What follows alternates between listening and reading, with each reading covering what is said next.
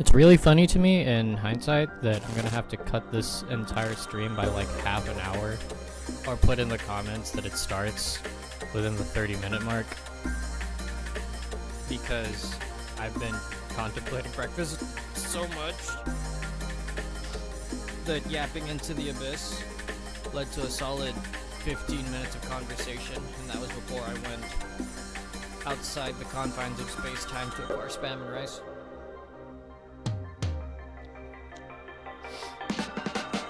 I still think we're off to a great start. Hello. It's me, NP, your resident cat from a cardboard box. And you'd think after 30 minutes of ruminating on the existence of life I'd have, like, way more ammunition with regards to an introduction. But sometimes it just don't be like that. Sometimes life just hits you with existential dread while you're eating a sandwich. I guess that's okay. I mean, if the sandwich is that good, either you're in a state of your life where the sandwich has reached your buttons to press, said buttons being figuring out your existence, or it's just a really good sandwich. And I think both of those things are very interesting happenstances. But I digress. So yeah, it's me, NP, Cardboard Box Cat, and we're back. It's been over a year since the dust has been brushed off of myself, and the presiding box, and the metaphysical home of Tube of You out of said box, but I think it's better that we're here. Way better. Anyway, this is Touhou Lost Branch of Legend. It's basically what happens when you body slam Slay the Spire together with the internet behemoth still going strong that is Touhou, together with Magic the Gathering. Because those 5 floating orbs you see right here, I count 5. Yeah, those 5 are mana colors, and if you don't play Magic the Gathering, basically they're what you use to do your mystical planeswalker shenanigans, whether that's firing lightning bolts, melting someone's brain, summoning zombies, or being a tree. A very, very aggressive tree. Or just being a farmer.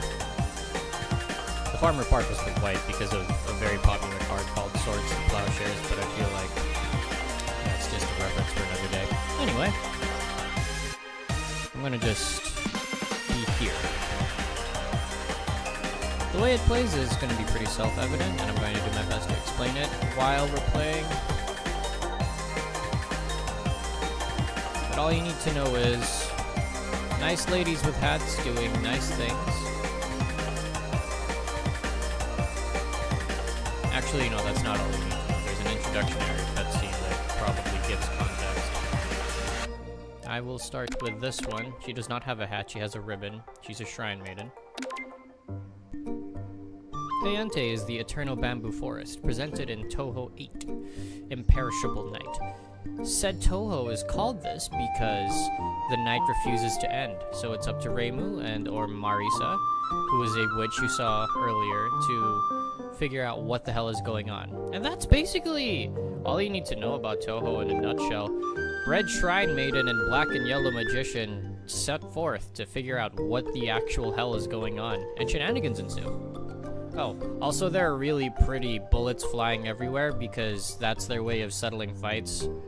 Because if their actual powers, which include the likes of immortality, rewriting history, forming barriers that can bisect you in multiple different ways, literal dimensional shenanigans, then people would be dead. So they just throw around pretty bullets that are metaphorical representations of the power instead.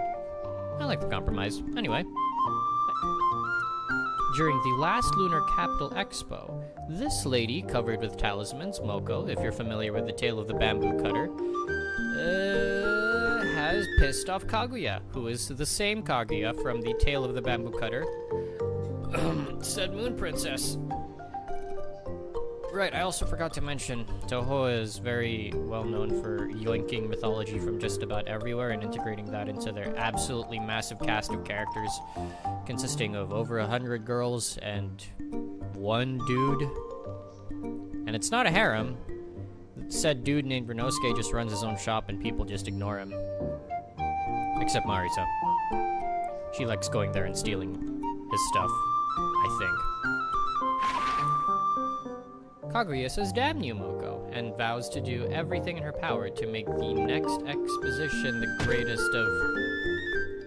Well, this is an early access game, which I do love dearly, so... It's fine that the dialogue was cut off. Every guest can take one exhibit of their choice home. Oh, right. Since Kaguya has been alive for a while, she just gathers all sorts of different knickknacks. And, well, I guess when you're immortal, you have a lot of time to kill. This is the udonge, also known as the jeweled branch of Horai. It has blossomed because of everyone's enthusiasm. I have no idea what any of that means. We have many guests here today. I hope everyone has a good time at the exposition. Remelia, this nice lady with the bonnet, right here in the middle, thinks that the Lunarians, moon people, Tale of the Bamboo Cutter context, would have interesting things. Turns out she was wrong. Sakuya, this little maid over here. Man, they should actually really include portraits for people who don't know the Touhou series. Yes, my lady. There are many things you've already seen after all. Right, this one over here, that one's 500. Hey, Sakuya, doesn't this look kind of interesting? Yes, it's a spacesuit. Yes, Sakuya, wearing that is a bit, Moving on. Reimu stares into the window and wonders, what the heck are those things? And... the udonge appears to have disappeared. Okay. Well, if you find the udonge, I'll let you choose one of my treasure! Exclamation point with no S. And now everyone is skedaddling to see if they can get free stuff for tonight. Huh? Oh look, it's Aaron.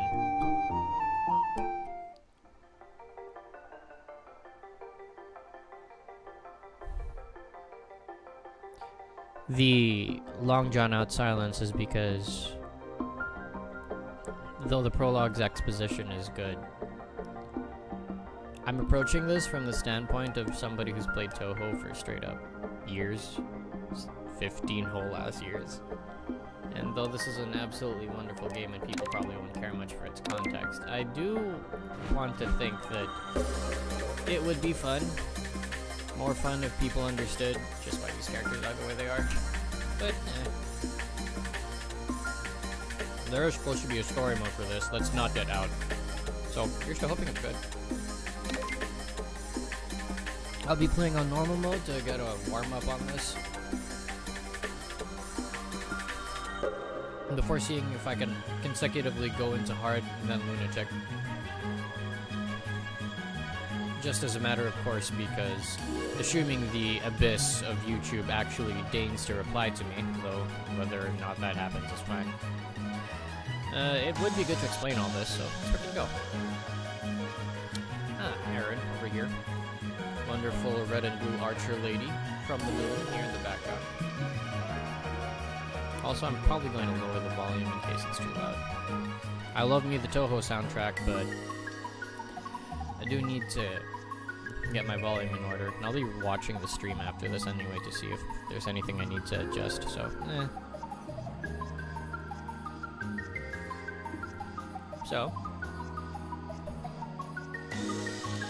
normally for advantages, I think you'll need to gain 100 money. Yes, the word for it is money. I forgot that the icons aren't words. I am so good at wording and absolutely impeccable at life. Anyway, as you notice, Reimu is punk-ass broke. This is because her shrine is constantly beset by poverty. I don't know where she spends the money on, aside from daily living necessities. It's really funny that Reimu's constantly broke when, throughout the Touhou mainline, she's the one that solves every single incident. Or at least makes efforts to. So you'd like to think she'd have more money incoming, but then since Gensokyo, the place of Touhou's setting, is just mainly demons, yokai, people of all different mythologies that couldn't care less about a shrine maiden doing her job when the incidents that happen barely affect them. That's probably why. I mean, I think there are humans, aside from Reimu. Reimu's a human. There are other humans. But speaking of humans as like general village populace, it's worth writing about. Anyway.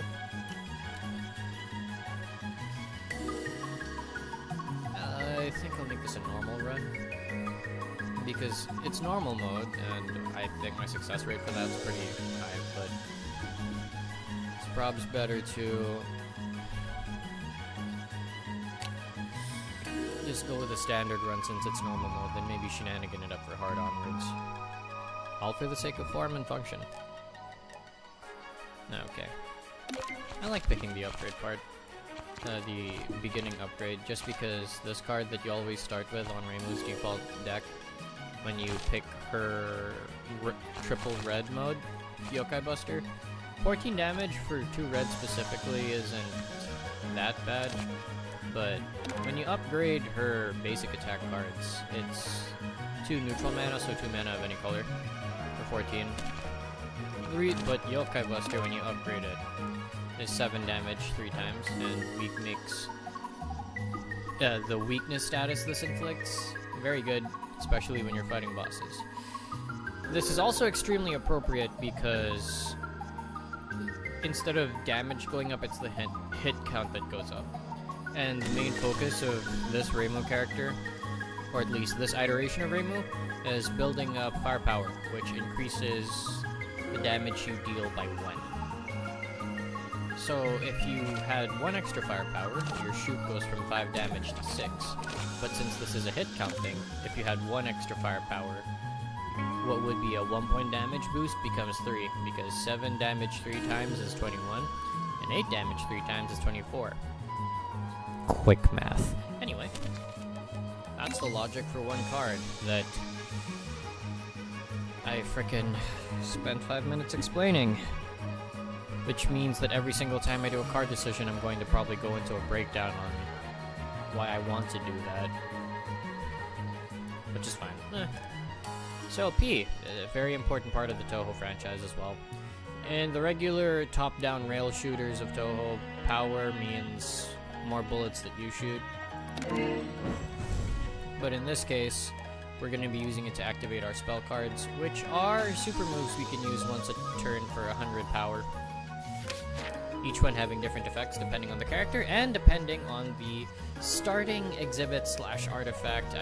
I'm unsure of the specific term, even though I've played this game for over 100 hours. Depending on the starting artifact you pick for the character, it's going to change. Which is great because it plays to the archetype. Okay, so, real quick down and dirty. Fairy nodes over here because they look like fairies, regular enemies.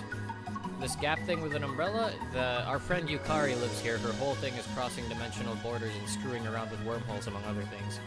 And she's here to let you chill out, drink some tea, or upgrade your cards or do other things. This is Takane's shop. It's the usual shop. She offers random exhibits, cards, upgrade services. If you played Slay the Spire, you know about this. Elite enemies. They give you stuff. Well, they give you more stuff than your average enemy. But of course, if you're not careful and you get too greedy, they will screw your run over. Okay, since Reimu is bunk-ass broke and most cards usually cost anywhere from 30 to 50 money, obvious choice, go for the gap. Ah yes, Kedama, these fluffy things. I didn't know this one was pink. I didn't know they had color distinctions. This whole time I'm just like, fluffy thing 1 through 5. No, okay. Also, they have a thing, when you whack them, they gain 5 block, which disappears after turn. But that's easy to circumnavigate. I don't want to take damage even though this ray move can recover from killing enemies. So 2, block 15, that way this 12 doesn't go through. Shoot this one, and we are good. 12, get hit with a debuff that decreases block, but we don't care about that because this thing's gonna die.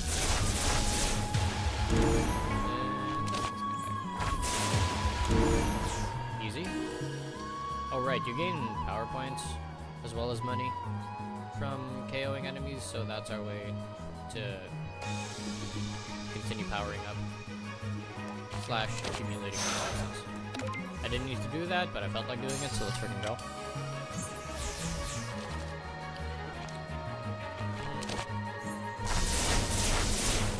There we go. I got no money from that. Oh wait, there we are. Oh sweet mother of baby Jesus, the Abyss has replied and it's thrown pink dinosaur emojis at me. Good day to you, Daz. It is always a joy seeing you in the chat. Can you believe it's been over a year or two since this channel was formed? It kind of boggles the mind for me. Anyway, this was supposed to be on Thursday, and it's technically Thursday on your time zone, so Touhou TTHs still totally ongoing. The plan is still in. I know. Oh, I'm on mono? Oh. That's odd, actually. Normally I'm supposed to be on stereo, right? Let me see if I can't fix that right about now. Thank you for pointing that out, by the way. Huh. It says I'm on stereo channel when I check my audio settings. And I remember double checking my laptop to see if I could actually hold on, let me try pressing this button. This might make it better. Let me know if it does. Oh, no problem. I still appreciate the feedback. Anyway, card draw is always good. Deck thinning, stack winning. Divine Favor is an interesting card effect because it simultaneously counts as firepower and spirit when you have Divine Favor stacks, but it does disappear all at once. This is important because of one of Reimu's signature cards, which is Yin Yang Orbs. Oh, what is this? Sonna no car? So I can either tank this small blonde thing in her cardboard car and gain vehicular insurance, or I expend myself, lose power, and gain nothing. Fuck it, this ain't fraud. Ouch. Hit me again, I want more money. No, it's not a scam. For me. See, she was nice enough to pay for medical expenses. What an upstanding demon. That was actually a demon, I'm not joking. She's a night demon. She blinds people. Her name is Rumia. She is super dumb. I mean that in both the most endearing way possible and the most objective way possible. Oh no. Daz, I just realized that since you're here, I now have an avenue for someone to rant towards with regards to Touhou lore. This is both a good thing and a very, very bad thing. Because I've had Touhou lore ruminating in my skull, or whatever counts for a skull in this feline body. 15 years. Or at least another part of me has. Which means you're going to be exposed to 15 years worth of Touhou lore being thrown at you all at once. If that's your kind of thing, then great. If not, I apologize deeply. Oh. I rarely play this card, actually. And then there will be none. Because ethereal means... Yeah, okay, so this is Flandre. She's the sister of a vampire that's lived for 500 years. She's 495 and has spent majority of that time in the basement. Now, Touhou power scaling is wonderful because every Touhou game usually has 6 stages and an extra stage. Extra stage is only unlocked, I think, by clearing on Hard or Lunatic, I'm not sure. Or basically clearing without having to effectively use a coin the way you would in the arcade. So, dying and still having lives is fine, but then losing all your lives in a regular Touhou game and then continuing where you left off, that's when there's a problem. This is making me want to fire up an actual true to form Touhou genre game after this. I think I might do that, just for the sake of being consistent with the lore dump. God, that sounds like a really fun time actually, because I've been saving one of my Touhou games for stream, specifically because I know if I play it, I'm going to react violently. Because it's effectively a spiritual remake of one of the very old Touhou games of the early 2000s. But I digress. That's for another time. Anyway, back to power levels. This one, my cat has just been stepped on by my lovely extra-dimensional significant other. Hello, honey! I understand. It was camouflage. You have no fault in this. She's an extra boss, which means she's the hardest boss in her frickin' game. Well, it's Touhou 6 was lolly vampires, yes. She's 495 officer, don't worry about it too much. Anyway, we're upgrading her card. It lowers cost. That's good. In hindsight, this is also a good way to deck thin / deck win. Also, you would not want to engage in a stable relationship with that woman until she goes through enough therapy to make up for the 490 years of desperation and isolation. She is also my favorite character, like, bar none. Because I probably relate to the whole being locked in the basement for 490 years, being a cat. Maybe. Anyway, I'm gonna go fight Cerno. She's great. She's also from Touhou 6. She is the boss of the second stage, and the creator of the Touhou games, Zun. He's a one-man person who makes all of the mainline Touhou games.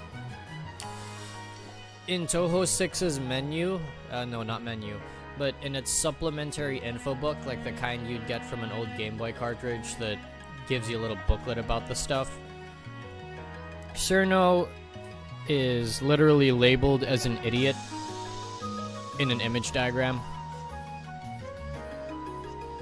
Like, you have number 1, this is your power gauge. Number 2, this is your score. Number 3, this is a boss's health bar if it pops up. And so on and so forth in that image. And then you have number 9, and it's encircled, and it's Cerno. An idiot. She's been Touhou's beloved dumbass for upwards of over 20 years. It's very, very endearing. Anyway, we're gonna go fight an elite now. Well, not now, but in a couple of nodes. Because we can definitely handle this. Okay. Sure. Actually, wait. This is gonna be a gamble, but, you know, we're playing on normal, and I rarely ever pick up this card anyway, so we're gonna draw 2. And we have 1, 2, 3, 4, 5, 6 cards in hand. So that means if we pop and then there will be none. All of these 5 are ethereal.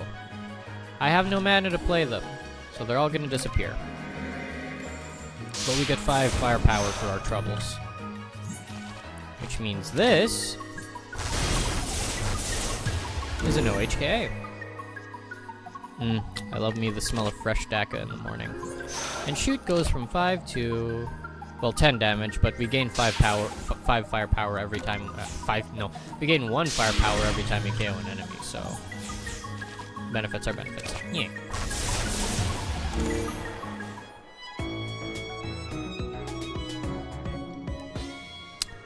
In hindsight, There could be more practical applications of this card if I could figure out a way to...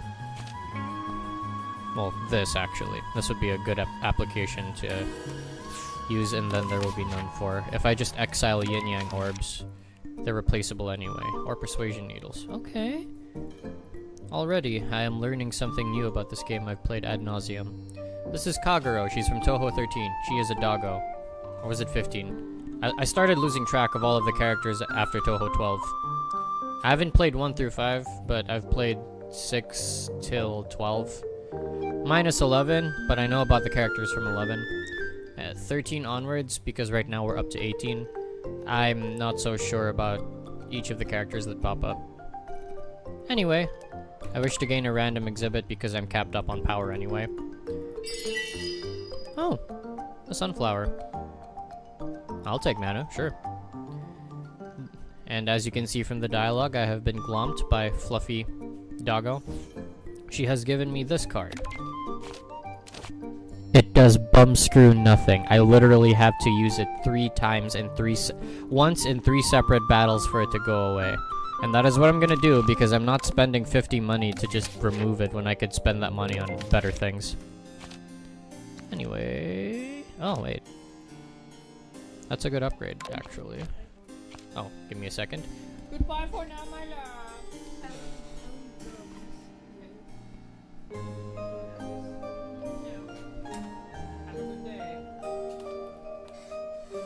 Extra dimensional significant other has left the building. Well, or the room. I do love it. Anyway, back to the games. The extra divine favor plus 1 card is tempting, but I don't think we need that too much in this stage. Better props to get this so that it goes from white to generic for mana costs, and since they temporarily cost 1 less to play, that means I can spam them. Very important. Oh, these are the 3 fairies, each based off of heavenly bodies. This game has an end. It ends on... It doesn't have an endless mode yet. I'd like to think that they might have one, but most likely no, because each boss at the end of the stage is so notable that having an endless mode would be problematic, unless you boss rush it, but I don't know how they would scale. Anyway, we have a regular end and a true end. Regular end is from just clearing all 3 stages. The true end is acquired by clearing all 3 stages and then unlocking the actual final boss of the game and kicking her ass. I always like going for the true end stages because even though the pathway is somewhat restricted, because I'll show you later, you'll see what I have to do. But it's also because I really like the fight, and if there's one thing at the very least that you can look forward to, it's the fact that practically every single Touhou song is just such a banger. And the true final boss's OST is great. I might go radio silent for our next run, just so that I could let the sound of the game just echo out, and then I'll maybe put a little notification on stream saying if you want me to speak up, just like say hi in chat, so I don't break the immersion. You guys just listen to what we're going through right now.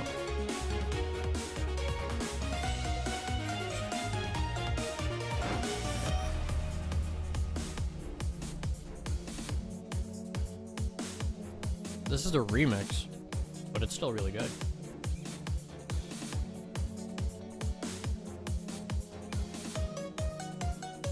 By the way, Daz, if you check the thumbnail, I think the time where I might be able to have a little cardboard box where chat pops up could come soon.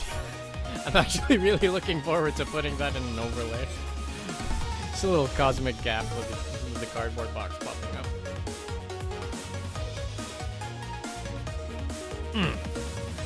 This excites me, the prospect. Anyway, I should not have done that. Or in hindsight, it's fine for me to have done that because I can tank this, but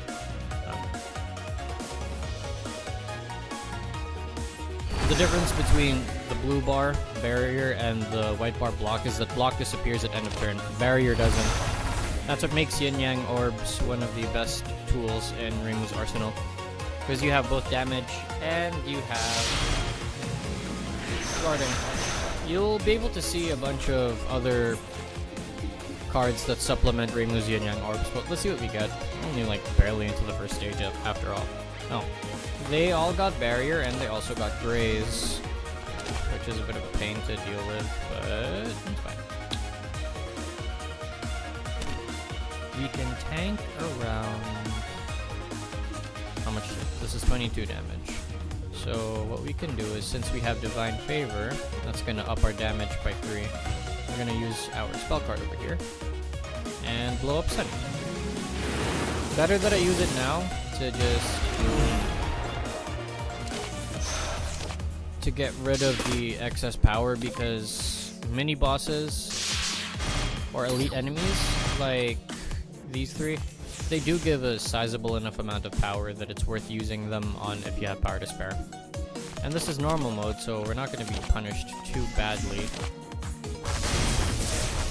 Delicious 33 damage. I don't have enough to get rid of the fur, but that's fine. I wonder what other widgets I can yoink and then plop into this. It bears research, and I'm deeply looking forward to seeing what we can do from here on out.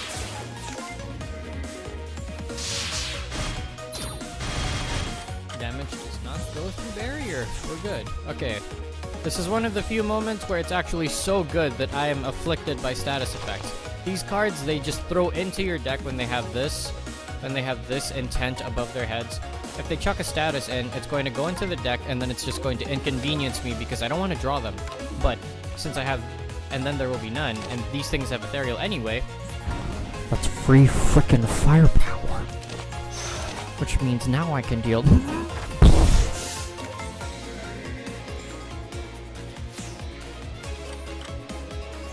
The efficiency is delicious. And since I have 5 firepower now, this now deals 12 times 3, which I quite like. Then we get the blocks up, and that is 19 damage not going through. We're good. Barrier is still up. Sunflower is doing its job. Every 12 turns, at the start of turns 5 through 9, gain 2 mana. This is actually such a good mana generating exhibit. We really were quite serendipitous when Kagero gave us this. Nice. Okay. And what better way to use that extra 2 mana on than Theas? Yeah. Just realized, are my Steam notifications up even though I'm invisible? But, rookie streamer mistake, but I will have to clarify that later. Okay. Ooh, how convenient. Dreamcatcher is very good. Removes 1 card, gains 10 life, and gives you 30 power. That's a lot of power. Plus, deck thinning is very much deck winning in this game, as you can only have cards removed by a shop or by exhibit. So, we don't really need the Hakuri Amulet, since our main form of offense is Yokai Buster. What new card do we get? Ooh, okay, wait. This is tempting, because more sources of barrier are very good, and it's only going to cost 1, and it'll give us more fuel for, and then there will be none. But getting another Yokai Buster means more of this, and that'll up consistency, and we can start stacking weak. But the problem is it's too red, and we don't have the mana base to maximize that, so probably Orb of Duality is best. Okay. Hello, Raisin. She's from Touhou 8. She's a bunny girl. Yes, of course, there are bunny girls in this game. She is one of the most notable bunny girls because she is assistant to Eren Yagokoro, who is one of the main pharmacists of Aente.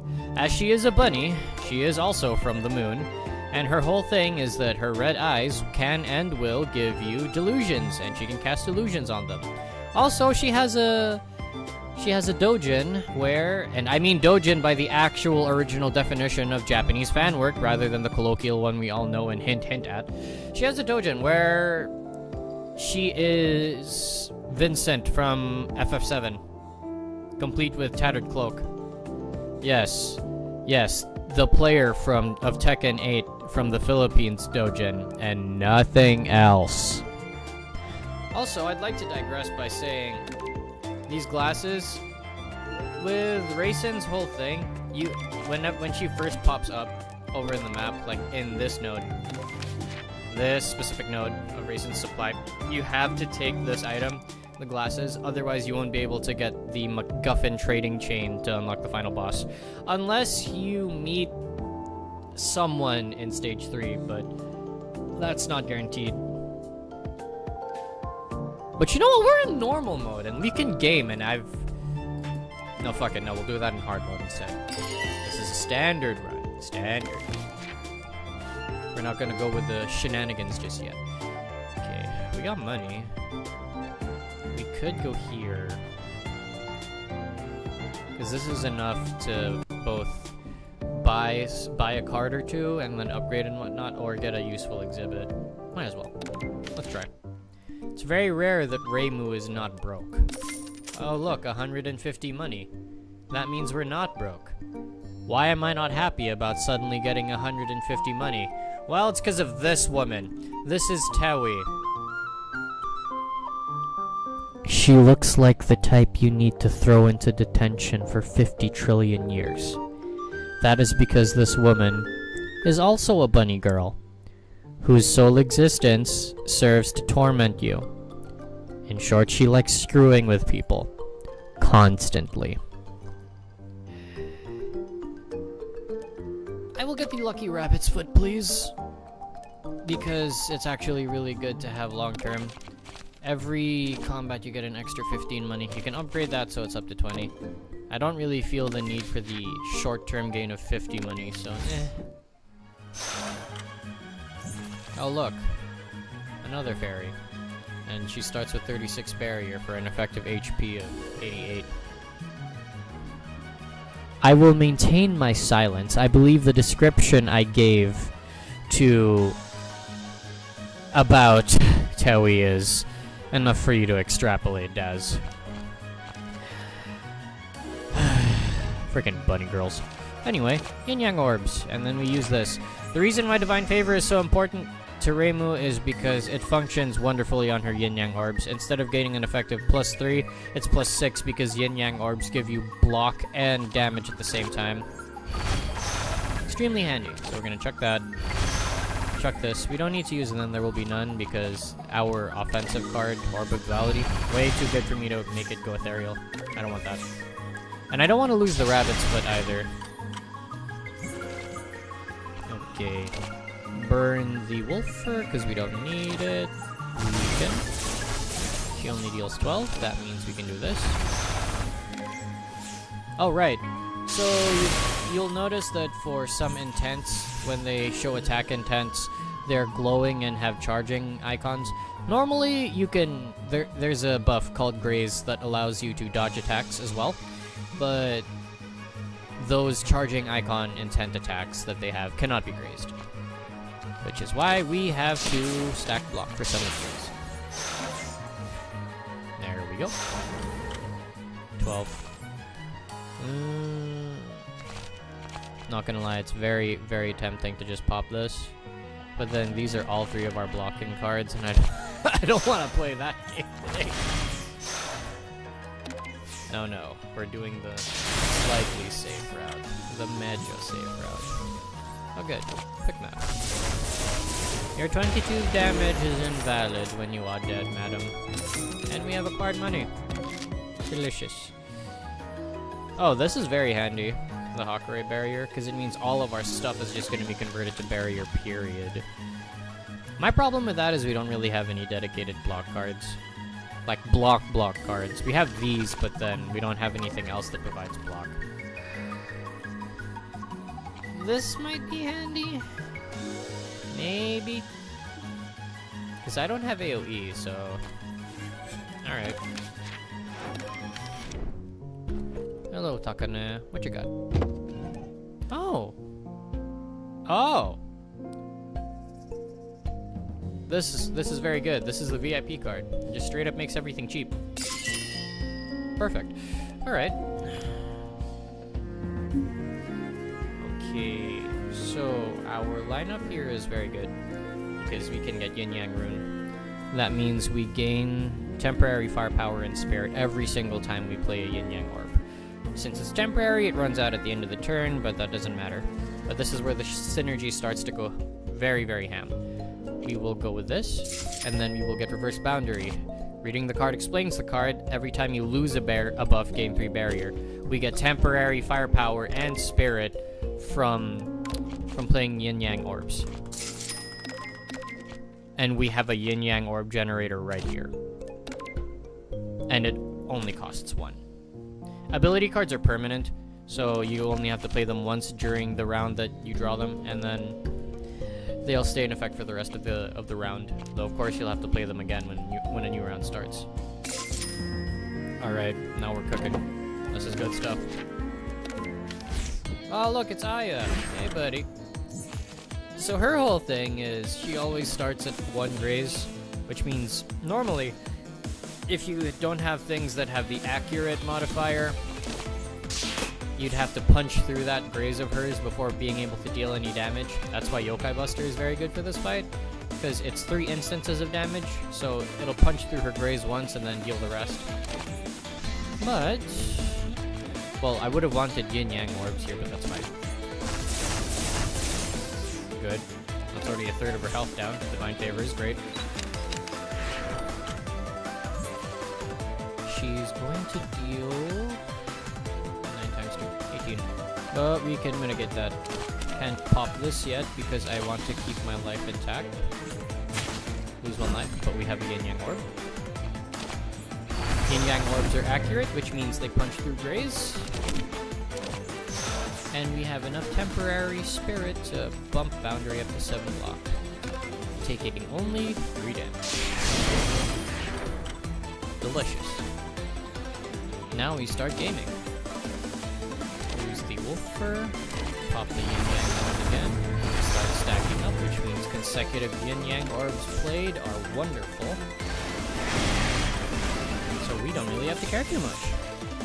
Okay. And now, we pop this, and then pop this. That Yin Yang Orb is sitting in hand. And the reason for why I'm very happy is going to be apparent quite soon. And it's the fact that Yin Yang Orb gets popped. And, well, normally I'd want to end the turn so that we can get the extra 6 barrier from temporary firepower and spirit disappearing. But we already have our kill condition ready. This is just straight up going to blow her up, so, Thank you, Suka. That's the name of the nice lady on the card. What's this? Exquisite tea set. Drinking tea at a gap recovers 20 more life. I rarely see this, so alright. Cool. Okay.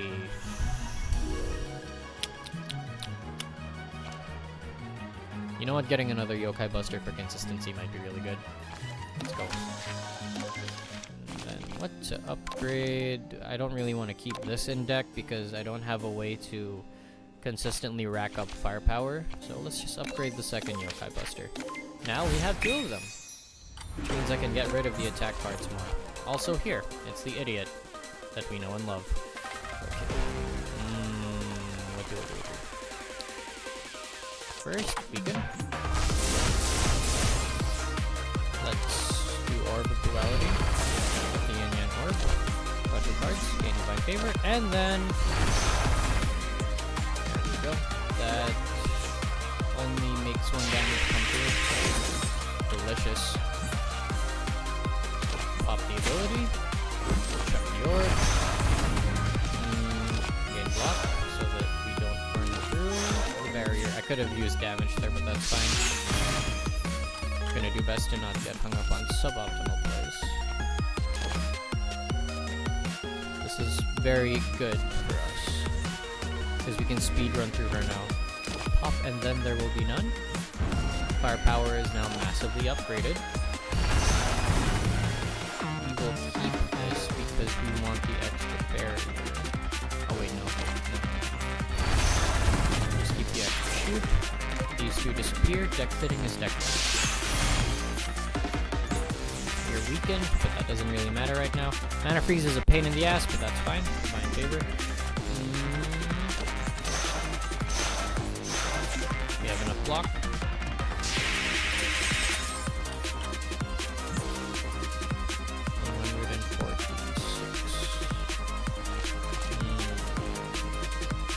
This is tempting, but this is better. Specifically because we don't have our orbs to give us enough barrier to block our incoming spell card. Cerno is arguably one of the harder bosses to fight in the harder difficulties, because not only is she tanky, but the sheer amount of things she can do is enough to stonewall you in the tracks.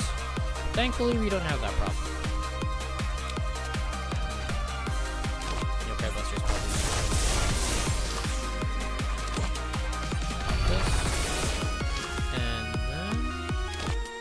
Because I don't want to lose health. I wonder if this is permanent, if I keep the antidote after Cerno's boss fight. Is this enough? No, it's not. Oh wait, no it is. Because we could just do this. Breaks through the block. And... bam! We don't even need to pop spell card. First boss down. And she gave us this. Normally I'd want to go for the Fairy Ring Branch, just because I rarely see this one. I've been fighting Cerno as a boss for the past how many runs on my own time. She only drops the blue shining exhibit, and this is important because boss-specific exhibits from the first stage will increase your card pool. So it's very important who your first boss is, because that can drastically change what happens in the next two stages. But for now, no. I don't want to do this because we have a lot of cards that require red mana specifically. So let's go here. This way we can pop 2 Yokai Busters in 1 turn, which I really want. Let's remove the Oni Spirit Bomb, because it's great and all, or well, maybe not. And maybe I'll just keep this for a little while longer, because I still don't have an answer to anything that needs AoE. I don't really use this card much, Yin Yang Confluence, because again, I don't like burning through a lot of cards. It actually doesn't too much. Or, well, maybe it's just because I played it a lot and I'm over-explaining my thought process. But like every other card game, once you've gone through the motions, it becomes a matter of just having fun with the options. It tickles my neurons so much. I'll go with Apotheosis. I really like this card, just because all of the cards in deck become upgraded, and that's quite a boon. I'll show you what I mean when I say I can space out with this game. We're on normal mode, so I don't have to burn my neurons too much, because the game isn't that difficult yet. So I'm gonna go radio silent for this. Let me just put up a little thing.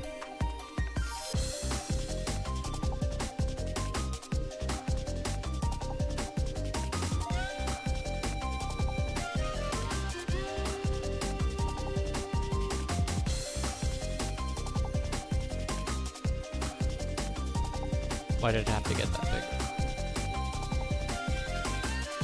Oh god, I flipped it. Ah! Okay. Wait. Okay, this should be good. Right around here. Behold, it is time for me to mirror what a regular day in the life looks like when I just start playing the Touhoos.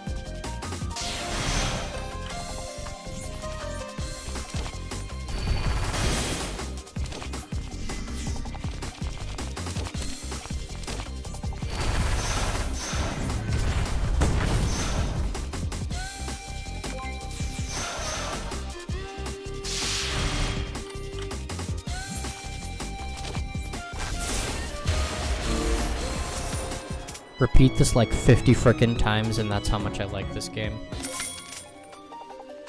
And how many times I've played through, I guess. Oh, this is a very good card to have for our current brew, because it starts off at 5 cost, but you can gain one of these 3, and it's an AoE answer that we can absolutely use, so that means I can remove this.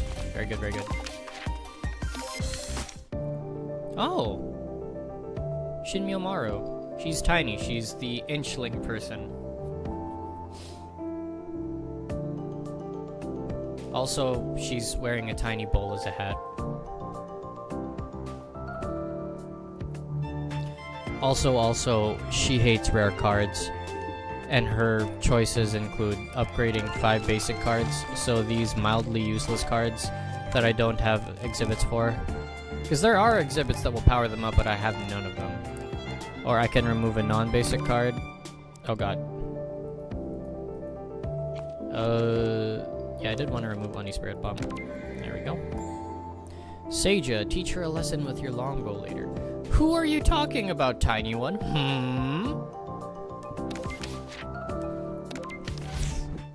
Anyway. Wait, I will remove the radio silence for the meantime because exposition. So this is Drowning Girl. I hate her. Because she's going to make me drown throughout her entire frickin' battle. Behold. Do this. And then frickin'... yeah, do this because no matter what, she's gonna be annoying. But NP, you ask, why didn't you do more of the damages? Because of this punk-ass debuff. Every end of turn, I take 10 damage, and she chucks frickin' 8 times 2 damage at me, or sometimes more. The worst possible amount that you could deal with from before was like 20, 22 damage tops.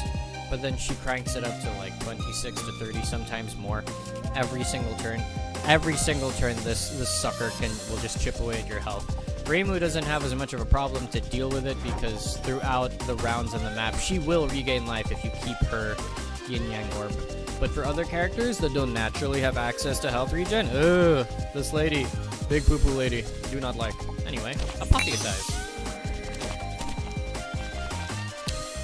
We can like this.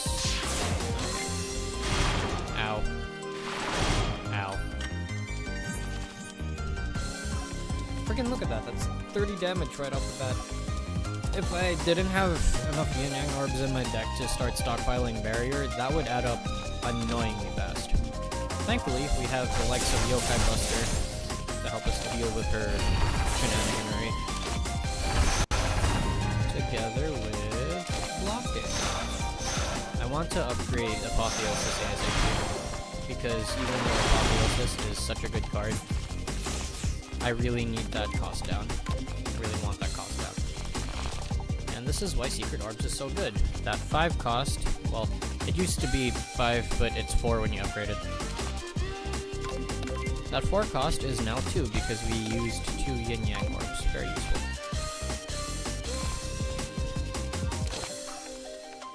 And now it's 1 because these things. We'll use this. Oh wait, and then use this. And then use this. This will stay in our hand. Ow. Ow. Well, thankfully no ow, but because of our measures, Drowning Girl has been dumped. Most excellent. And this is what I was looking for. Maiden's Waltz. Draw 3 cards and upgrade them until the end of combat. Gain 3 barrier for each already upgraded card drawn this way. On upgrade, it only costs 1. And normally, even if you weren't running that many upgraded cards, just the boon of being able to draw 3 for 1 mana and then upgrade whatever you get if it's not is already good.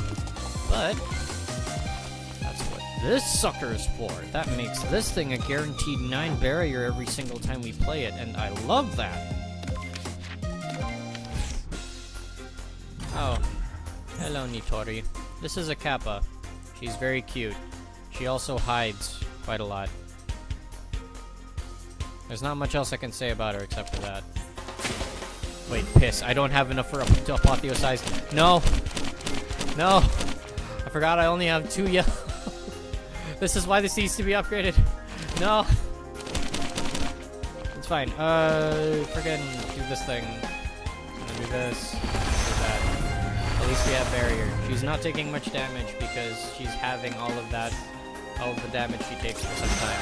We're not gonna hit her robot because her robot's an asshole and it's always gonna have 15 block in the beginning. Our damage is not yet at the surplus where that's easy to generate. But I guess what we can do is maybe this then this.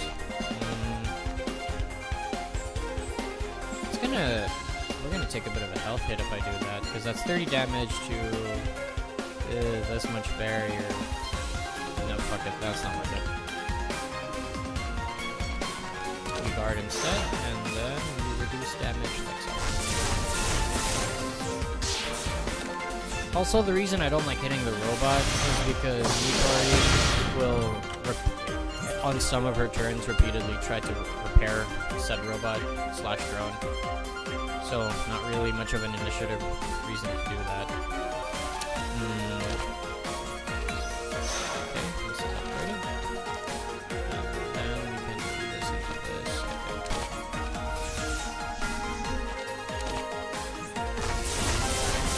I just realized that might not have been the best idea, but we're gonna work with it by popping the spell card, because why not? We've barely been doing that. I'm going to take... that's a disproportionate amount. It's fine. Mildly inconveniencing, but still fine. Also, oh wait, no, this, oh god, it has the Household Appliance passive. These suckers are always immune to the weak and vulnerable status effect, so even though I shoot this, it's still gonna deal 18 damage. Screw it. I'll take the 5. Because now we are more likely to start doing this. There we go. 9 barrier. And this leaves it at 21.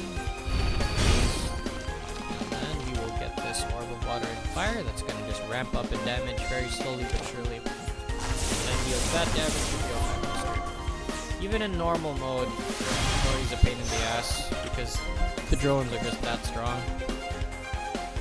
It also has a self-repair feature. It's a really annoying boss to fight.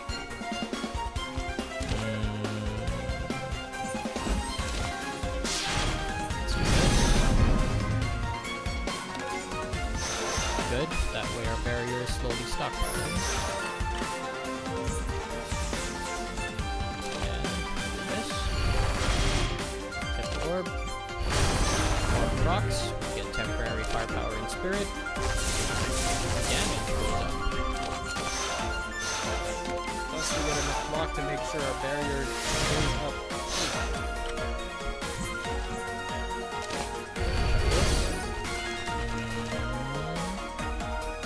Probably do this. Firepower is going up, which means our shooty shoots can do their job better. And we are at this point unkillable to this drone. It can just suck our nuts.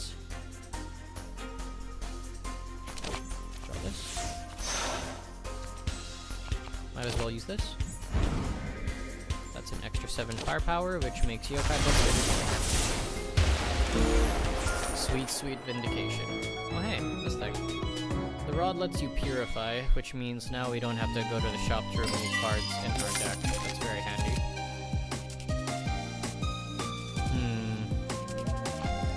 This is a mild conundrum. Do we have enough card draw? Kinda. This will give us way more firepower, but this is like an extra souped up Yokai Buster. Because 6 times 5 is going to be very strong. But given we're lacking in the defense department, I think getting this would be better. Because when you upgrade it, it only costs 1 generic. Plus spirit is what we need. Card draw is what we need to get what we need. That sounded like a really dumb sentence the second it came out of my mouth. What the actual heck?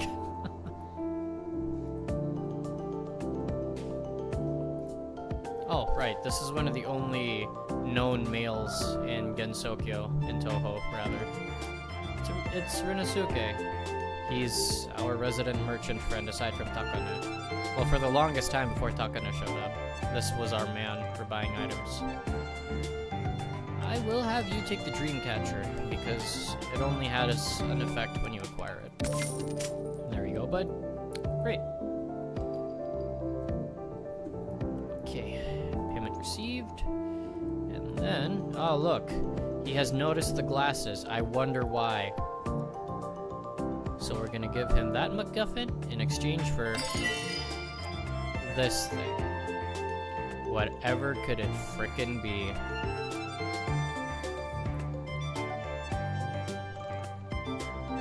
That's how you know this game is updated. Because the one game console they gave you just had to be this one. Thank you for the quote-unquote square box, friend. We got a lot of money burning a hole in our pockets, so shop visits is probably best bet.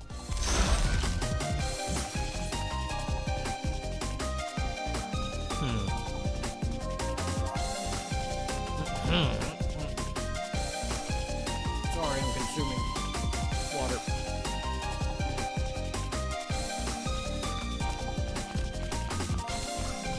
This is exactly why I needed this. I can do this, and then maybe do this. Gives me temporary spirit. Lets me chuck this. And it lets me get 18 block as opposed to just 7. It's not enough to fully tank all of the damage that comes in, but I'll take it. Good.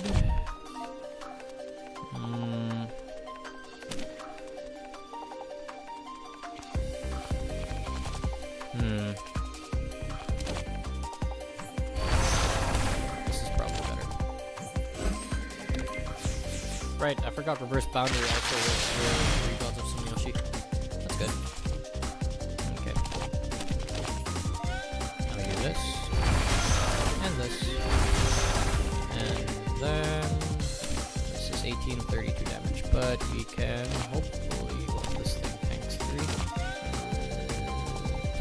No, that's not gonna be enough. Screw it. I do not want to lose that much health. Even if it means burning through a spell card.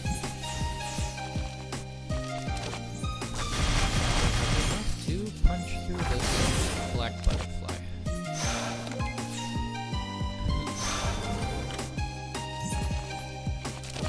Get this down, get the Yang Orb, face, draw cards, gain barrier, and very good. Regarding the lore on these black butterflies, I think they're just standard yokai fairies that just enjoy hanging out, dicking about, doing as the fairies do, which involves screwing around with people, as they are very wont to do. Okay, we're in kill range. Very nice. And now... this is tempting for There Will Be None. This is also tempting because it's one of Reimu's only reliable ways to inflict vulnerable, which just massively increases the damage an enemy takes. So I'll probably grab it. Yep, and this is why I wanted the secret orb card. Oh, good. Yeah.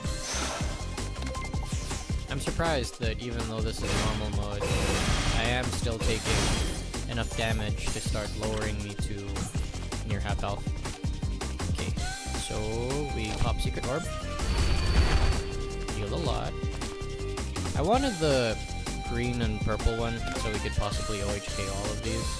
But now we need to find a way to tank 16 damage. No, not 16. 21. Oh, that's fine.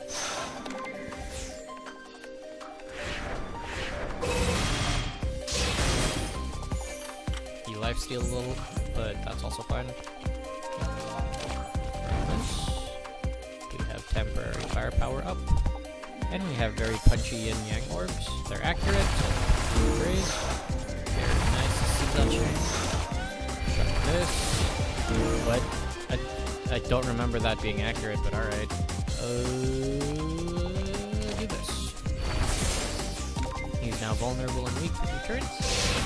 That means next salvo of cards probably can and will destroy this man. Or this friendly gentleman bad for the top hat. Good enough.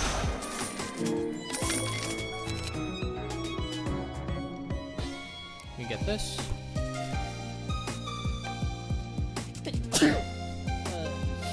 You get that specifically because when you upgrade it, it costs nothing and it powers you up. Just a solid advantage card. Also, I am sick. I forgot to mention. I've been having nasty sniffles. Oh, this one is extremely good.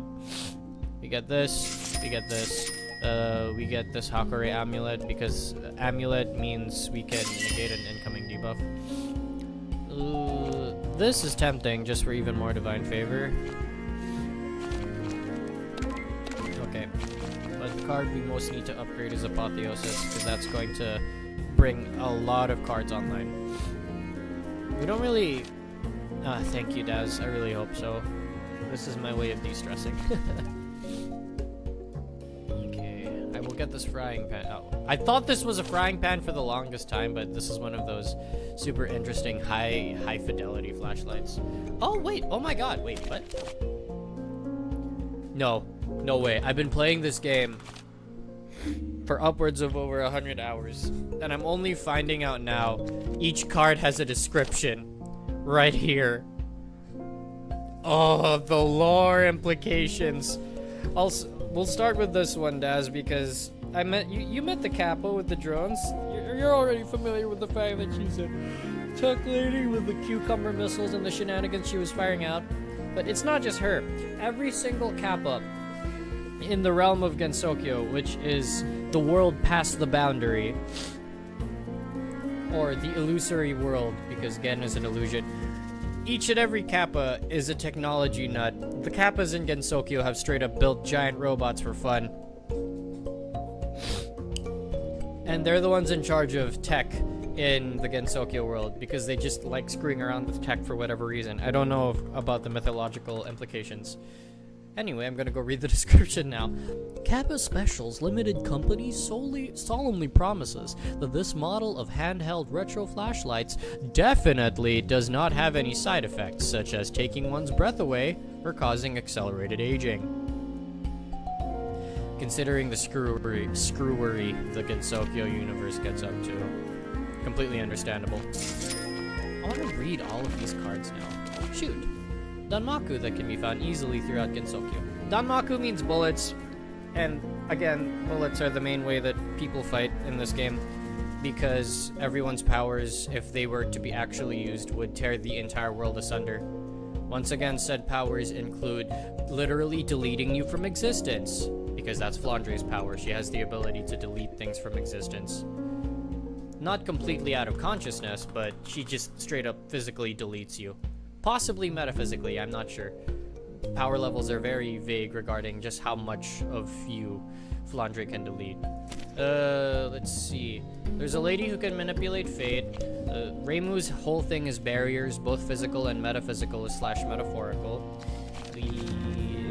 Marisa is a witch, so she brews potions, casts spells, and also has a mini nuclear reactor that fires a Kamehameha. That's one of her signature things. The Kappas, well, yeah, they're tech, but the way they use their giant robots is they just fire bullets out of the robots.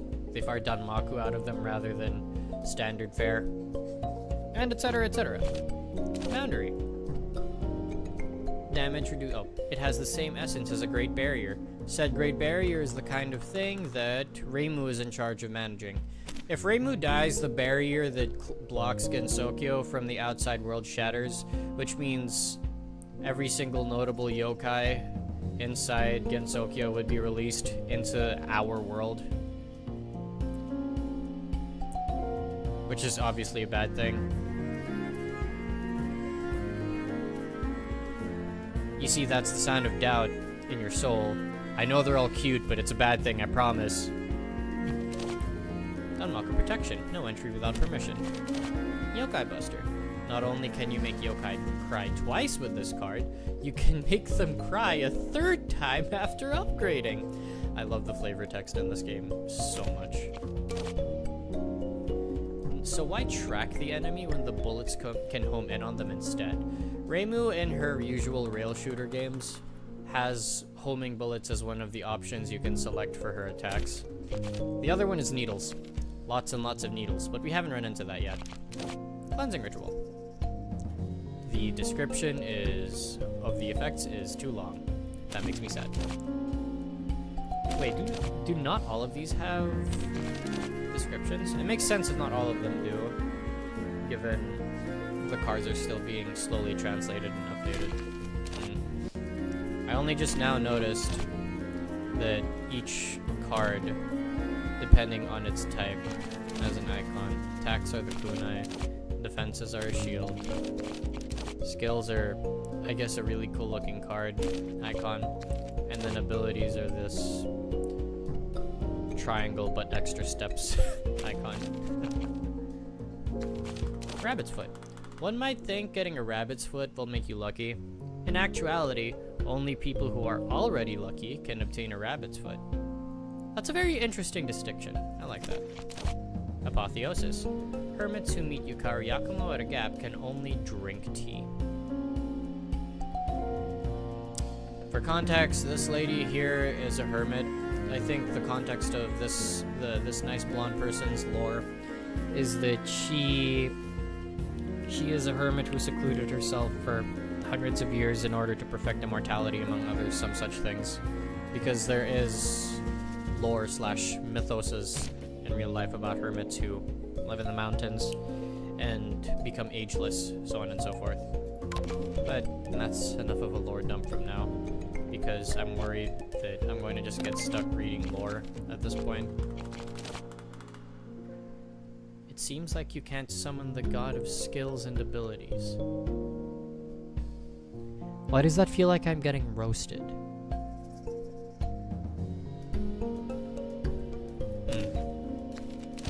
Dragon Slaying Circle. I don't know who these three are, but they look like they pissed Reimu off, so justifiable. Ascension Kick. A technique that makes people smile if successfully executed. I'd like to think so.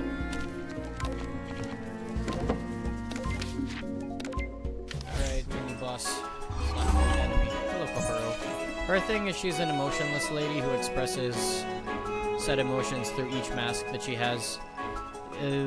Each mask here is one that you'd find in, I think the term was no plays, so they're no masks, as you can see from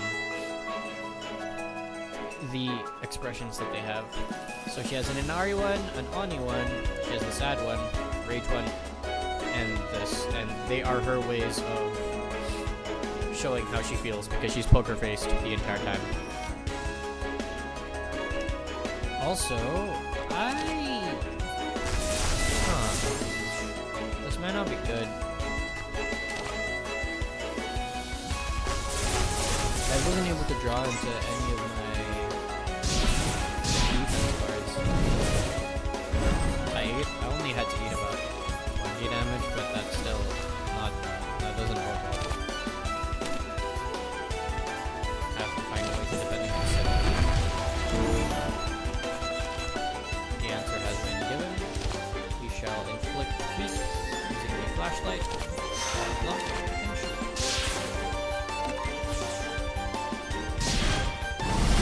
Amulet procs, so the debuff she intended to inflict is gone. Get dumped. Use this to draw one. Shoot. And then this. And just do this. We're safe for now. Very good. Proc this this ability so that we can start getting big buffs. And then hitting the face with a smattering of damage. She is now down. Can we inflict 96 in 1?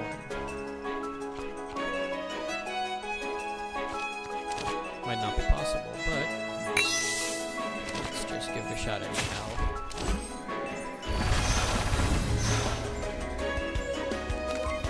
Ah, wait, right, her vulnerability status. It's fine. Good. Just draw. And then start shenaniganing about. These best not because I might lose HP by accident. And that is a resource I don't want to expend willy-nilly. Lost clear! Oh look, a cell phone. Sick. And this rectifies my problem of not drawing enough because it gives me 2 cards on first draw. That's helpful. Maybe this, because our deck size is slowly going up. Hi, Rayson! This time we actually can get any of the 2 from here.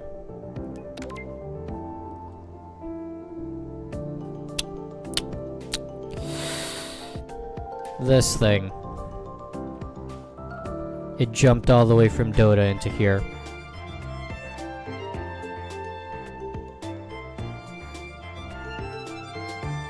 I almost forgot that the Blink Dagger from Dota / Dota 2 is here. I haven't played Dota in years, so it's very refreshing to see it again, honestly. Good memories. Though I don't know if I want this. Screw it.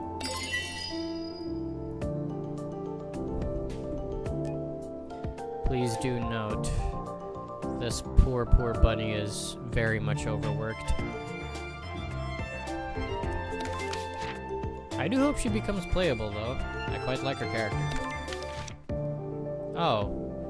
This. It's another moon bunny. Hello. Yeah, I've encountered the Kappa's drones. Those are copies of our patent in the lunar capital. We hope you will help us defend our intellectual property. Okay, right. Yeah, new lore drop for this game specifically. The Kappas copied the drones from the moon rabbits. That is an incredible frickin' sentence. Sure, I will acquire your EMP device. What's an intellectual property? All I know is that those drones are annoying. Much appreciated. This new countermeasure weapon developed by the lunar capital will be of assistance. And now she just offloaded all of her work to me. Damn it, Ringo. It's a gun with bunny ears. I wish it had a description. If the target is a drone, it cannot act for 2 turns. Very, very helpful, actually. Drones are annoying as heck. Case in point. Okay. Rabbit's foot we can remove. Dragon slaying circle we can remove. 3 gods, number 1, let's move. Okay. First, Maiden's Waltz. Not a very good bounty. Total damage going to be dealt is 14. So what we can do is, I want to pop Yin Yang already, but let's save that for later. Get barrier, and then get this. Good, we have that left over. Incoming damage is 25. This one. I am sad I don't have enough mana to cast Apotheosis. That's fine. Reverse the boundaries instead. Gain block, and we have enough to tank Falcon. This Kappa keeps on powering this up. That's not good.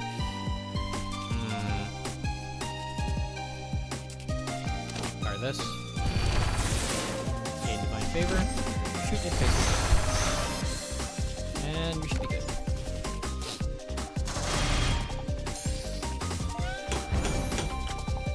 She still keeps healing it, that's infuriating. Stun the drone. Do this. Brings down Secret Orb, cost it 2. AoE orb. Drone down. One more drone down, but she is excruciatingly pissed. I'm about to take 15 damage to face. No, thank you.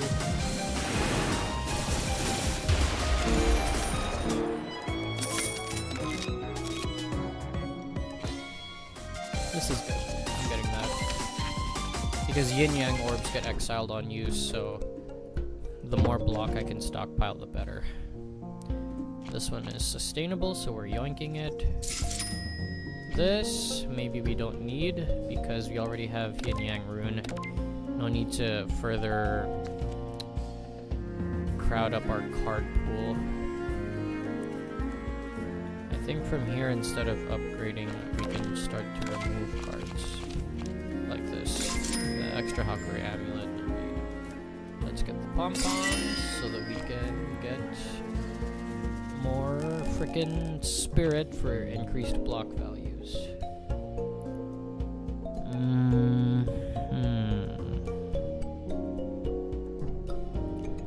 I think for now this is fine. Maybe another Orb of Duality for more consistent generation. Yeah, that'll probably work. Okay. Then we mini-boss. Hi, Yomu! She's part human, part ghost. The ghost part of her just floats around and such. She's great. This. Inflictor. Weak. Got some Yoshi. I am at 10 cards. Hand size cap has been reached. She's gonna deal 8.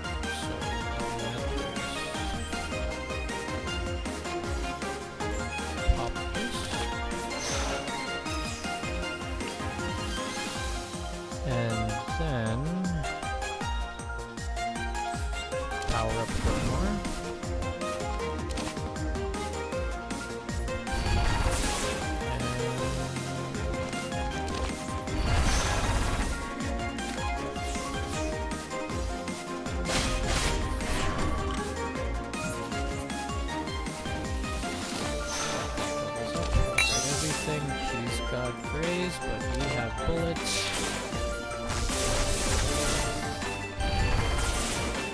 There we go. So far, so good. Still more grays. Bring this up. Stack as many buffs as humanly possible. And let's see how it goes.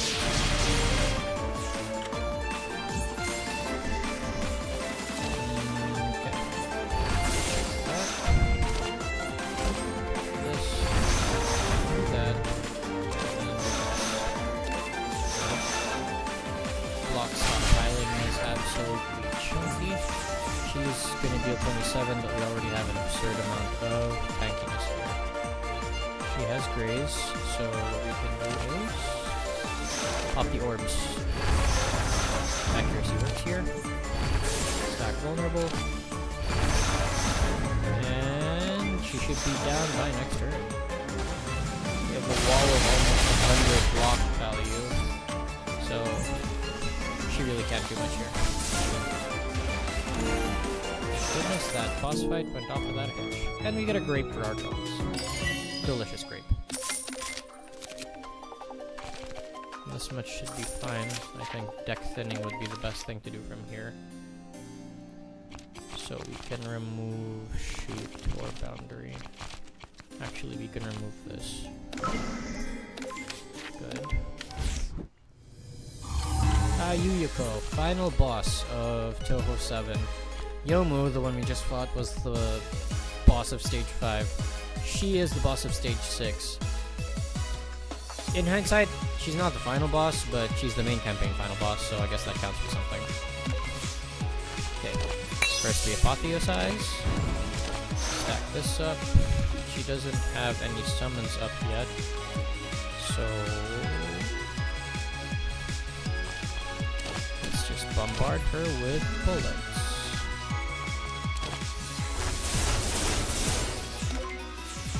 Quite the tanky fella.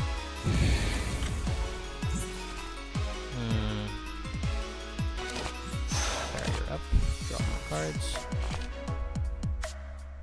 Shame I can't play that yet.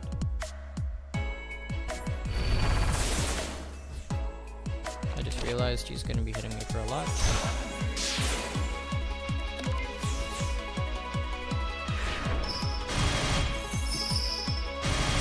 Ow. 16 plus 12, 28 damage. But what we can do is do this, and then do this, and then prep by doing this. We're going to be taking a bunch of damage, but it's all prep.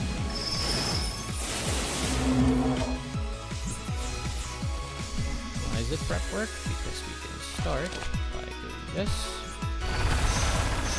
followed by orbs.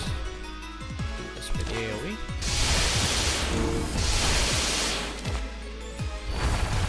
I forgot to play Yin Yang Rune, but that's fine.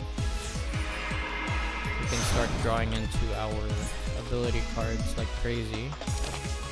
A lot faster now. Beautiful. Good. Do this. And shoot her in the face.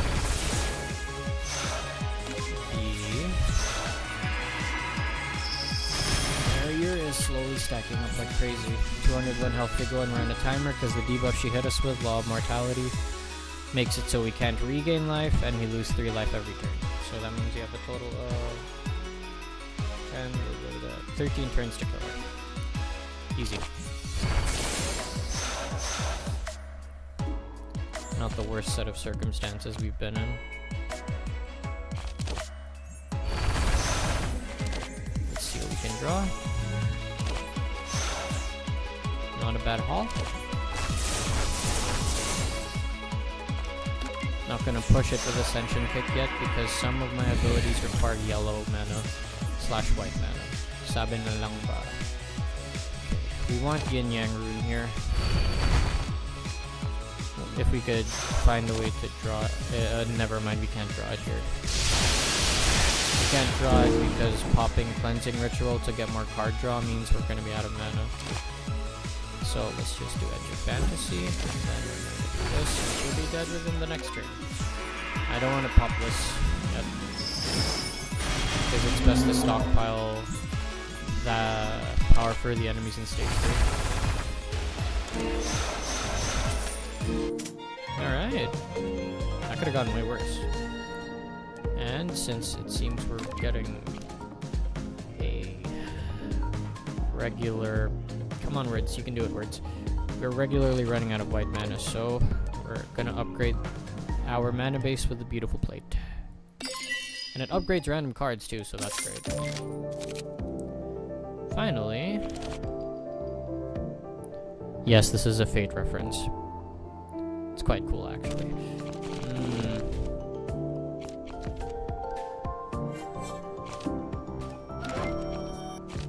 I don't know what card to get. Trace On is fun. Well, I clicked it left instead of right, so alright. Guess that's the card we're running. Is there anything we can afford to remove? Right now, no. I think it's fine the way we are.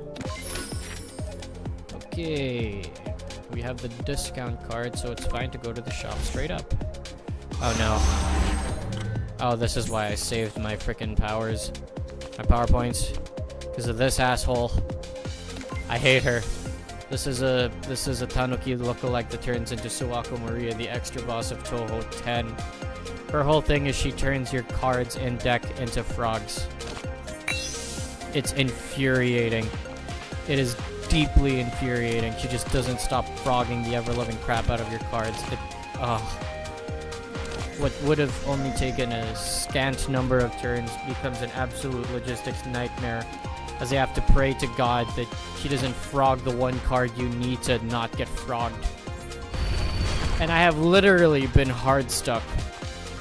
I've been soft locked out of a run because this woman turned all of my cards into frogs, so I could play nothing, literally nothing else. It was a horrible experience. I didn't Aw, thanks very much, Jazz. Have a good time with your hunting. Perhaps I might join you later. Well, not on stream. I'll probably do it after this run, because it has been a rather eventful morning, and I also wish to relax using my own downtime. Okay, wait. Anyway, I digress. Go. Be free, my brother. Take good care of yourself. It is always a pleasure having you on stream. And thanks again for tuning in.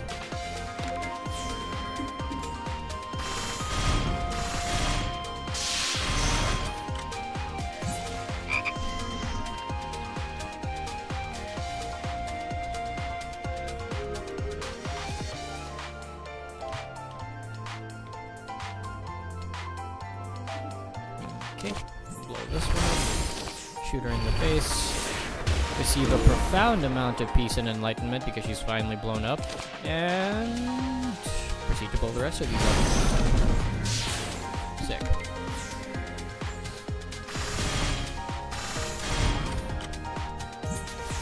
Nine damage is enough. Hello, Abyss. It's just you and me again.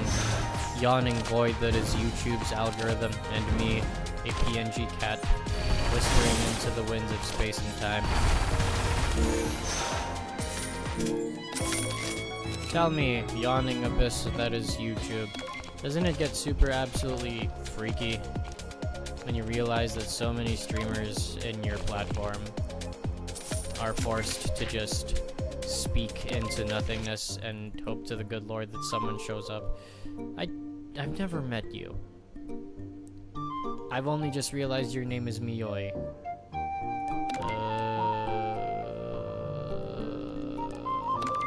Screw it. We're gonna just randomly fight people. Aw, no! I just dealt with one frog already. Fine.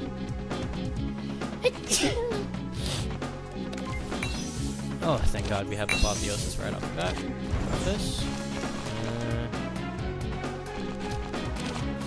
Do this to not get our piss kicked in, and then do this.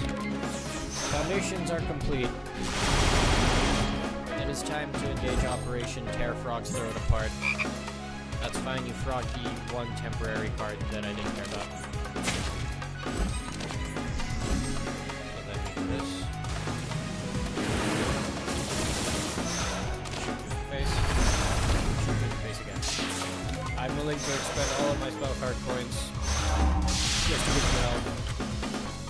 This is for all of the runs where you frogged the ever-living crap out of my stuff.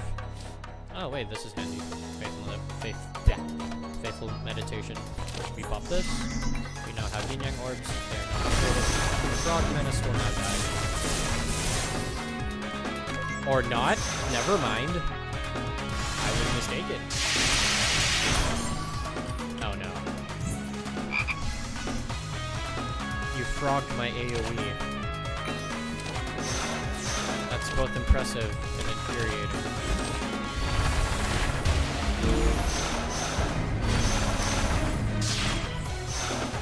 I'm not going to find it mildly hilarious.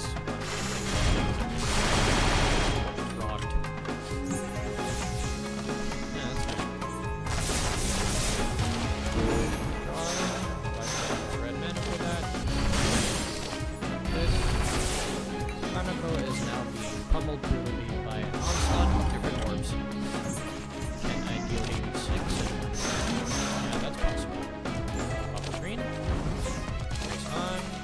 What can we do here?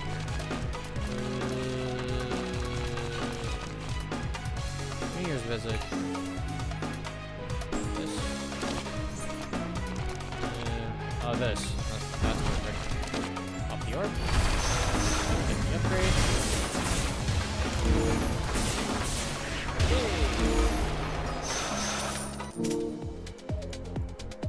Delicious. And we got the jeweled pagoda of Bishamonten. That means I can upgrade the ever-living crap out of it. I'm going to get hit in the face by this woman.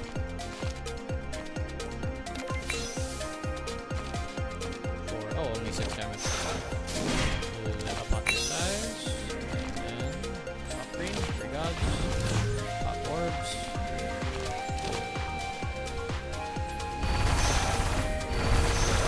This will go as fast as humanly possible. So this and that, and then give him a little razzle dazzle. Good.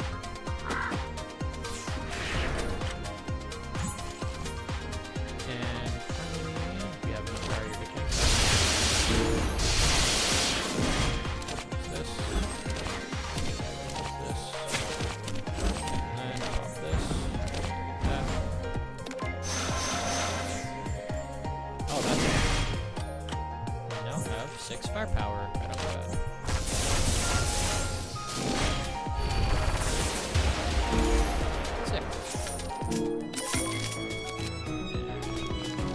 That's good. Comes pre-upgraded. What can we get for exhibits? This. That is absolutely perfect because now apotheosis is innate.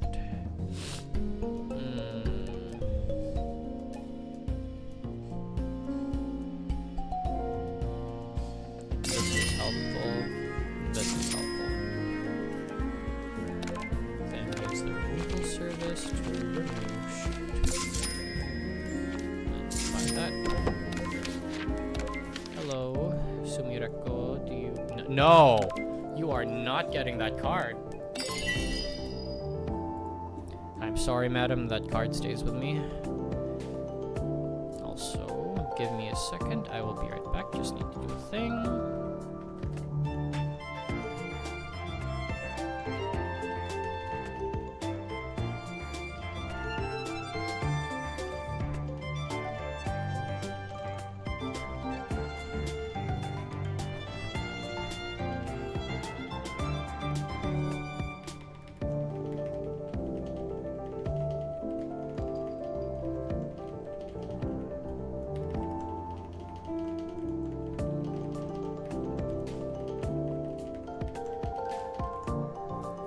I have returned.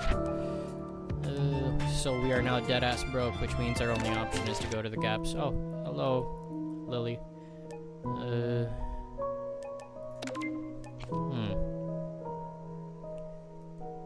You know what? You're nice, so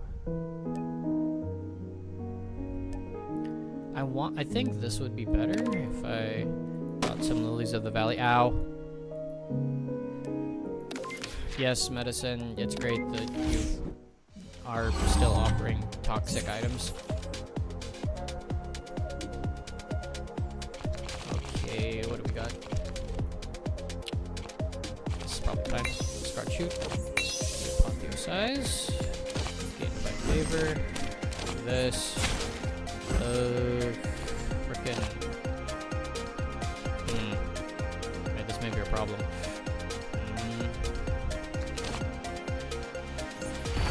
Blocker. Yes. And then we take 9, 8, 9, 26 damage. Oh no, more resources. That's fine because we have secret orbs. And then this. Get though. And since this Wolf Tengu hates offensive, chuck the orbs. Keeping the Lily of the Valley for now because it is too good of a resource to pass up. Trace on.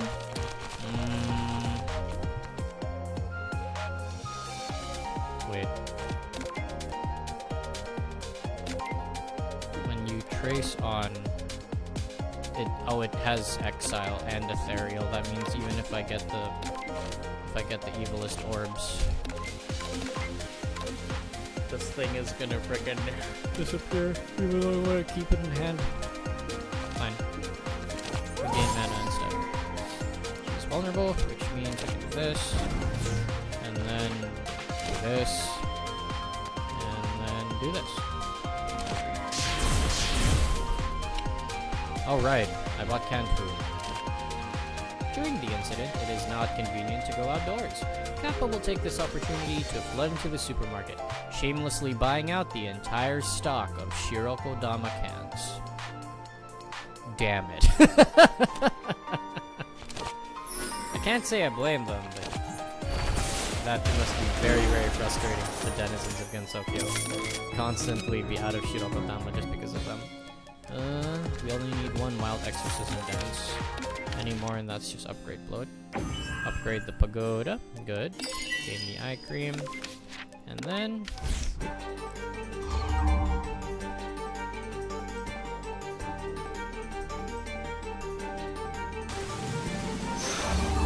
fight the mirror version of ourselves, a la Persona. Let's freaking go.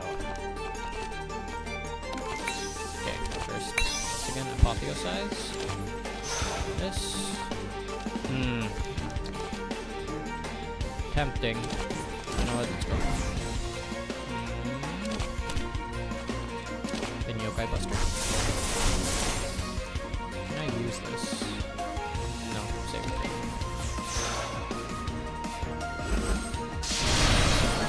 Our AoE option is not here.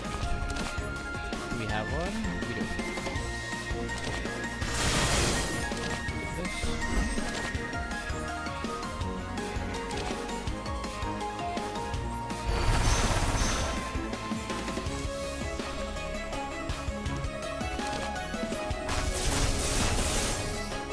2738.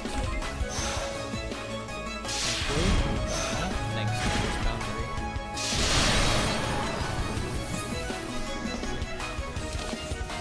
Kanta.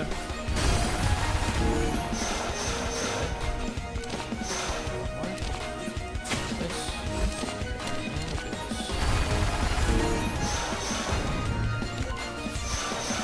Wheat Gaming. Buffs.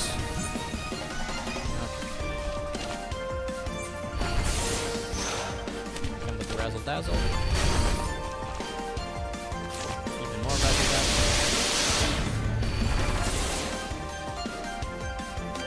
I sadly have no passive 8 damage.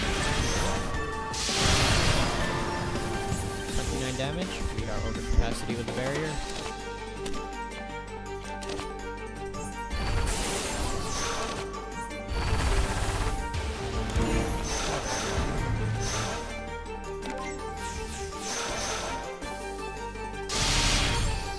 Oh, that's not good.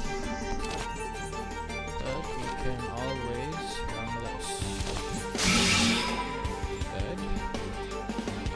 And even more divine favor to stop this. Why are we doing that? Because we can gain more guard and even more temporary debuffs to feed into our stuff. Properties on.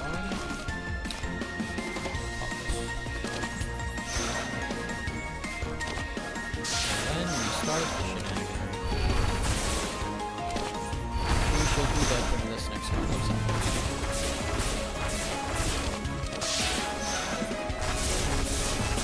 And Hell. Ah yes, dynamite. Perfect weapon. This would be funny to stack, so let's give it a shot. Hi, Rayson. What can you offer? More P or drinking key at a gap also grants 50 power. Might as well just get the Shaco. Need more upgrades. No need for this. No need for shoots.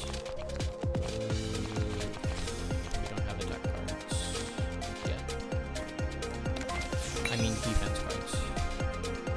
You have this. About the size.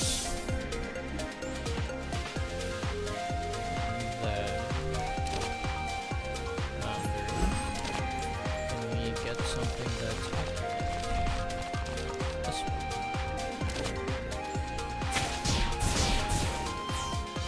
Finally, this.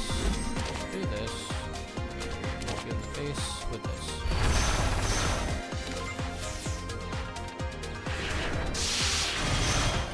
We are hitting the Tengu because I don't want to sick repeatedly.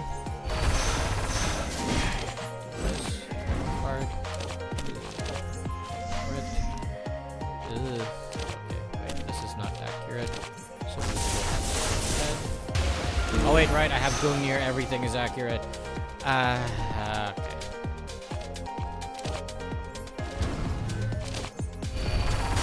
Why did I forget about one of Gungnir's only frickin' ability? It happens. It's still funny every time it does, but jeez. Face. And then Yokai Buster. Shoot once more. You guessed it, in the face. Perfect.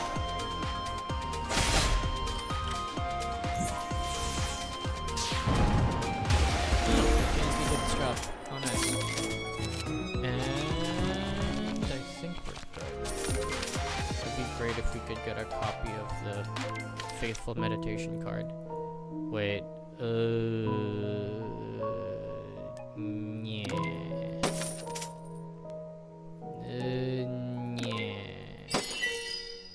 Random exhibit is the camera, that's fine. I will take monies. And then we'll take life, and this should be fine. Frickin', how much life do you need to lose there to get supposed master requirements? Okay, Doremi Sweet is this one's name.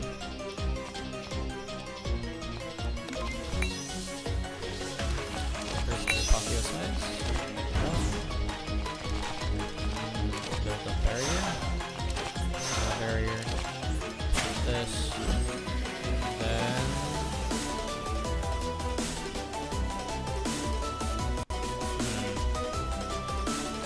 Now we'll do it time to populate the valley. 2 more uses for that. Use this.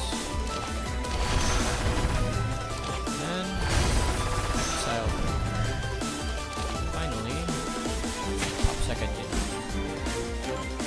This way, we now get absurd power boosts every time we try something.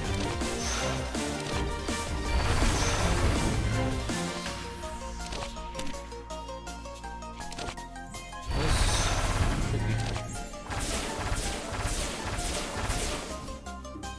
And then maybe this.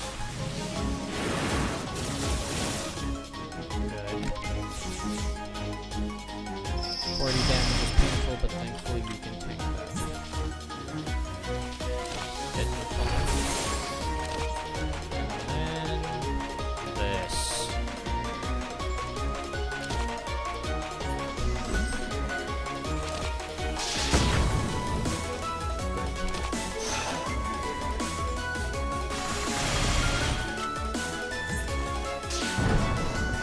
And blue is as well. Good. Same color means more firepower, that is excellent. Don't know if I need the duplex barrier or any of these. Best not to. Collect. The pagoda is now at max. We're fighting at disadvantage, but that's fine. Hey there, Sanai. It's been a hot minute.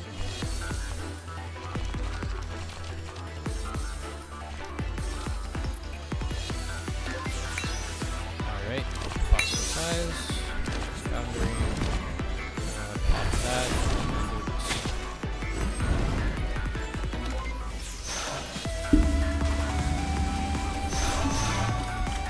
10 times 4, that is painful. Okay. Let's up the amount of paper. We need more barrier. This. She can be weakened. Look at that. And then you're at 16, so this would be good.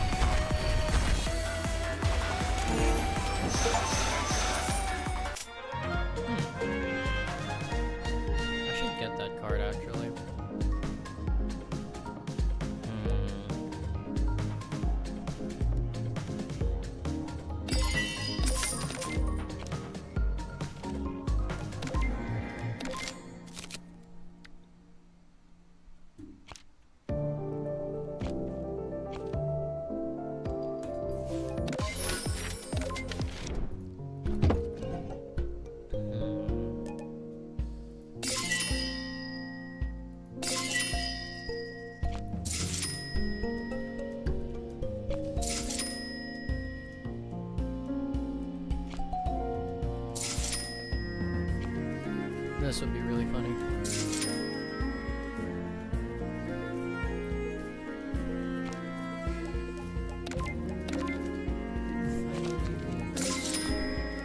Even 35.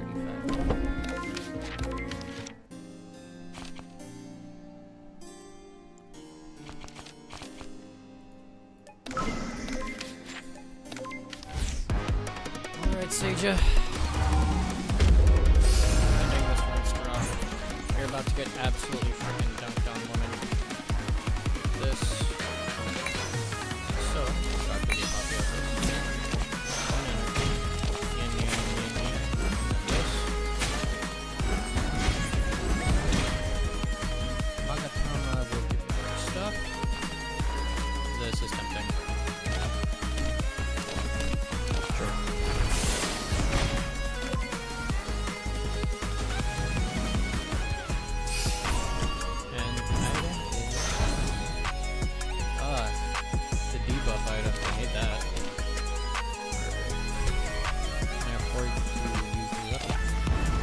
Energy will never proc Aerial, neither will this.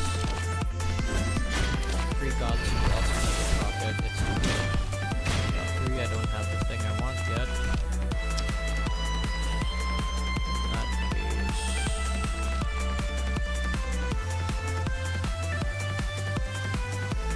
What am I doing here? Ano lang. So we'll go with Aerial. This too. These will as well, but that's fine.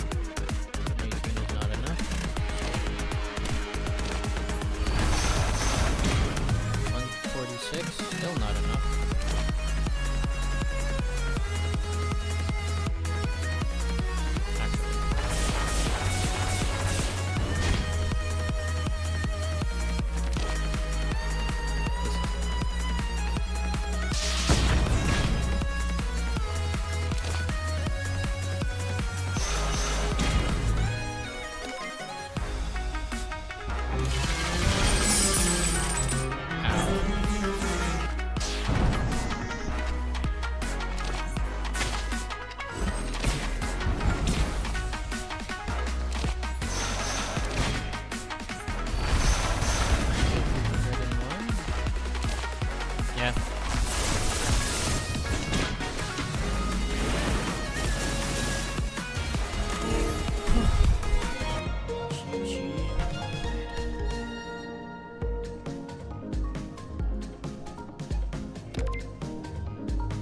I guess that's about it for this stream.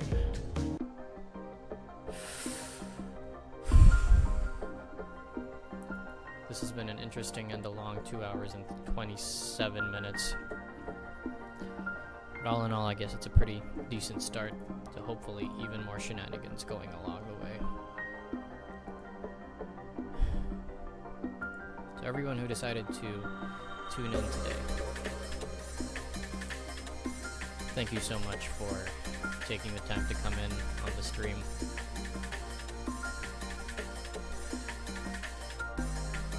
I think I'll just ceremonially end like so.